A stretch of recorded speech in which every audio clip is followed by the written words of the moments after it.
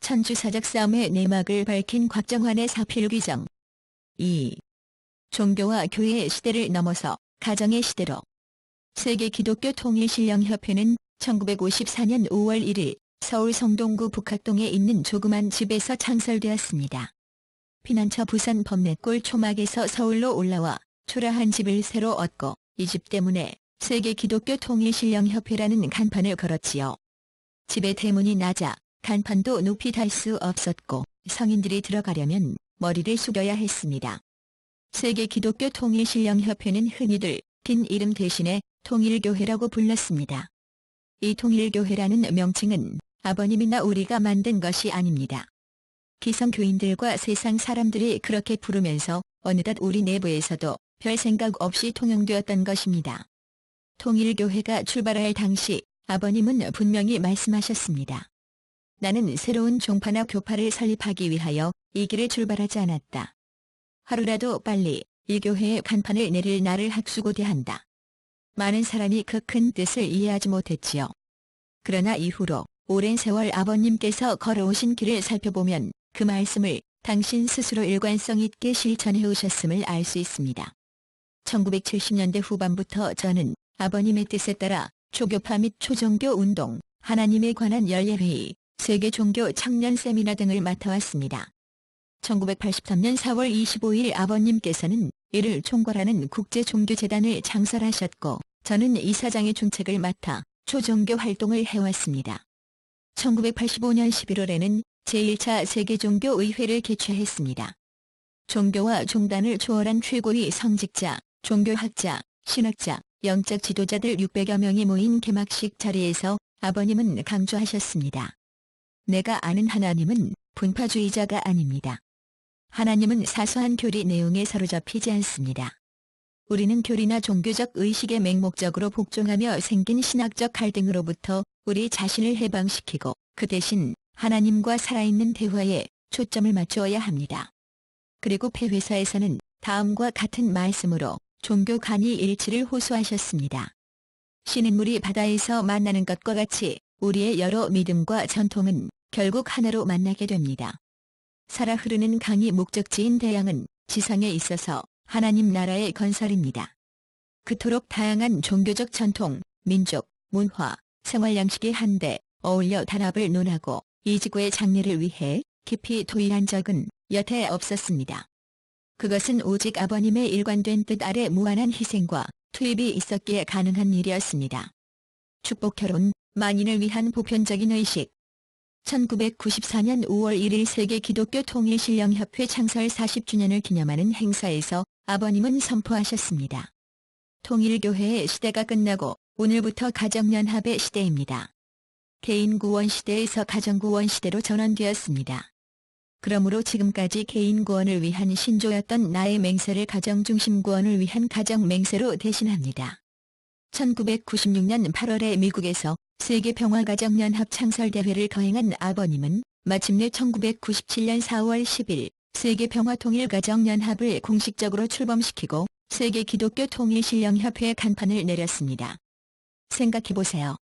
인류 역사상 당대의 종교활동을 시작하여 아버님만큼 크게 일으킨 인물이 있었던가요? 게다가 외부의 압박이나 내부의 문제 같은 것도 전혀 없이 스스로 그 종교의 간판을 내린 인물이 있었던가요? 이처럼 아버님은 하나님의 섭리 역사에서 인류가 나아가야 할 길을 제시하셨을 뿐더러 그 길에 아무리 많은 희생과 어려움과 모리해와 편견이 따를지라도 반드시 스스로 실천하신 말씀을 실체적으로 이루시는 분이었습니다.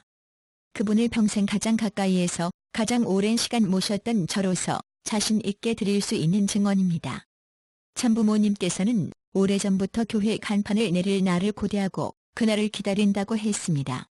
그것이 바로 지난 1997년 4월 8일 말씀으로 선포가 됐습니다. 4월 10일부터 하늘 땅 앞에 실시되는 귀한 역사적인 장도의 동참자가 되었습니다. 세계기독교통일신령협회가 섭리적으로 더 있을 필요가 없게 되어 이제는 세계평화통일가정연합입니다. 우리는 모두 세계평화통일가정연합의 회원입니다. 지금까지 있어왔던 세계평화가정연합도 거기에 통일을 넣음으로 말미암아 방향과 목표를 뚜렷이 하고 이름을 개명하고 그 날짜로 출발을 한 것입니다.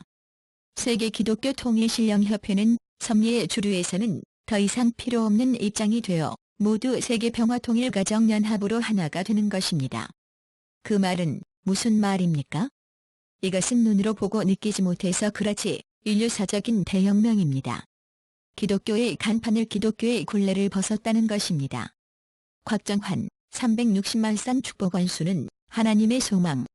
하나님께서 인간을 구원하기 위해 종족과 민족들이 놓여있는 역사와 사회적 조건, 자연 환경에 따라 여러 종교를 탄생시켜 발전시켜 나갔습니다.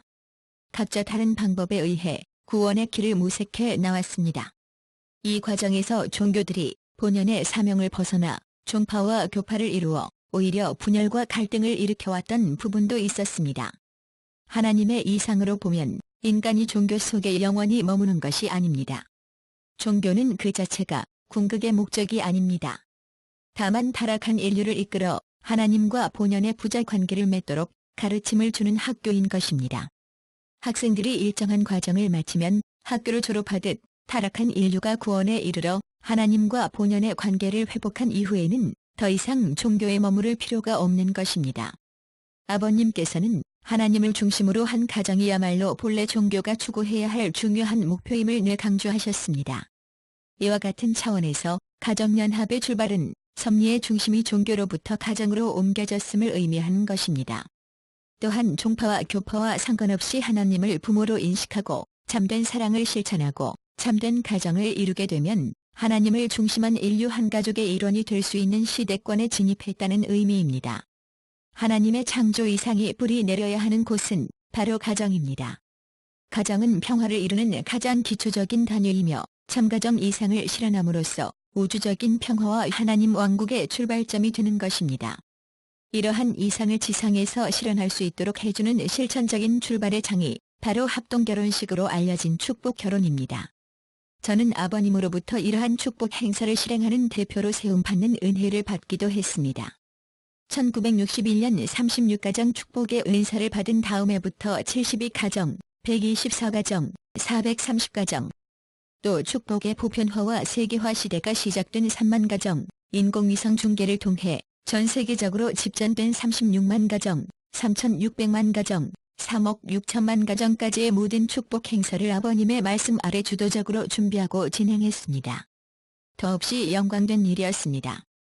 축복 결혼이야말로 통일교회의 가장 핵심적인 의식이지요. 그런데 가정연합 시대에 들어서면서 이 축복 결혼식은 소위 통일교인들만을 위한 의식을 넘어선 만인을 위한 보편적인 의식으로 문을 활짝 열었습니다. 통일교회가 단순히 단체의 이름만을 바꾼 것이 아닙니다. 그 체질을 완전히 변화시킨 것입니다. 저는 이를 역사의 전무후무한 인류사적 대혁명으로 이해하고 있습니다. 인류의 역사를 완전히 바꿔놓을 대혁명에 초창기부터 참여하여 평생 가슴 벅차게 달려올 수 있었던 것에 늘 감사하고 있습니다.